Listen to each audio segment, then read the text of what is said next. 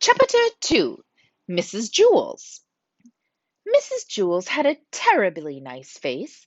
She stood at the bottom of Wayside School and looked up. She was supposed to teach the class on the 30th story. The children on the 30th story were very scared. They had never told anybody what had happened to Mrs. Gorf. They hadn't even had a teacher for 3 days. They were afraid of what their new teacher would be like. They had heard that she was a terribly nice teacher. They had never had a nice teacher. They were terribly afraid of nice teachers. Mrs. Jewls walked up the winding, creaking staircase to the 30th story. She was also afraid. She was afraid of the children. She had heard that they would be horribly nice children. And cute. She had never taught cute children. She was horribly afraid of cute children. She opened the door to the classroom. She was terribly nice. The children could tell just by looking at her. Mrs. Jewls looked at the children. They were horribly cute. In fact, they were much too cute to be children. "I don't believe it," said Mrs. Jewls. "It's a room full of monkeys." The children looked at each other. They didn't see any monkeys. "This is ridiculous," said Mrs. Jewls. "Just ridiculous. I walked all the way up 30 flights of stairs for nothing but a class of monkeys. What do they think I am? I'm a teacher, not a zookeeper." The children looked at her. They didn't know what to say, and Todd scratched his head. "Oh, I'm sorry," said Mrs. Jewls. "Please don't get me wrong. I have nothing against monkeys. It's just that I was expecting children. I like monkeys. I really do. Why, I'm sure that we can play all kinds of monkey games." "What are you talking about?" asked Todd. Mrs. Jewls nearly fell off her chair. "Well, what do you know? A talking monkey.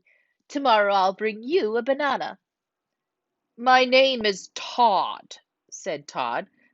The children were flabbergasted, and they all raised their hands. "I'm sorry," said Mrs. Jewls, "but I don't have enough bananas for all of you. I didn't expect this. Next week I'll bring a bushel." "I don't want a banana," said Calvin. "I'm not a monkey." "Would you like a peanut?" said Mrs. Jewls. "I think that I might have a bag of peanuts in my purse. Wait a second. Yes, here it is." "Thanks," said Calvin. Calvin liked peanuts. Allison stood up.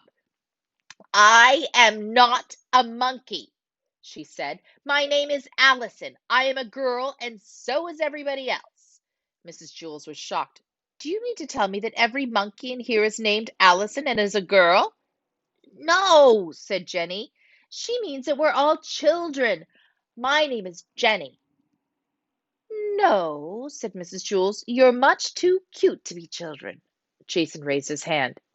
"Yes," said Mrs. Jewls. "The chimpanzee in the red shirt." "My name is Jason," said Jason, "and I'm not a chimpanzee." "Well, you're too small to be a gorilla," said Mrs. Jewls. "I'm a boy," said Jason. "You're not a monkey?" asked Mrs. Jewls. "No," said Jason. "And the rest of the class, they're not all monkeys either?" said Mrs. Jewls. "No," said Allison. "That is what we've been trying to tell you." "Are you sure?" asked Mrs. Jewls. "We'd know if we were monkeys, wouldn't we?" asked Calvin. "Well, I don't know," said Mrs. Jewls. "Do monkeys know that they're monkeys?" "I don't know," said Allison. "I'm not a monkey." "No, I suppose you're not," said Mrs. Jewls. "Okay, well, in that case, we have a lot of work to do. Reading, writing, subtraction, addition, spelling. Everyone take out a piece of paper. We'll have a test now." Jason tapped Todd on the shoulder. He said, "Do you want to know something? I liked it better when we were monkeys." "Yeah, I know," said Todd. "I guess now it means she won't bring me a banana."